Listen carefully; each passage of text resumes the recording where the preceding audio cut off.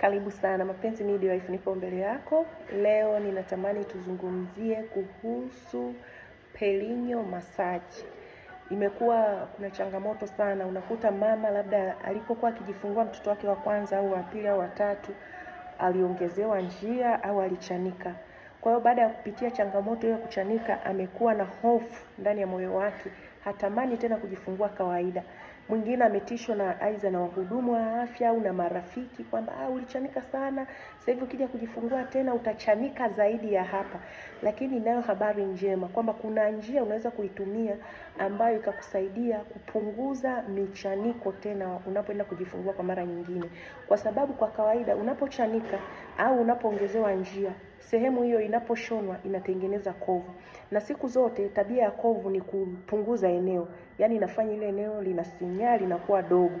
Kwa hiyo kiasi kwamba hata ukija kuzaa tena mtoto mwingine ni rahisi tena kuchanika. Kwa hiyo nakushauri kama wewe ulichanika au uliongezewa njia au tu ni mimba yako ya kwanza unatamani usichanike au usichanike sana, anza kufanya perineal massage. Leo tutafanya kwa vitendo kuonyesha kwamba perineal massage inafanyikaje.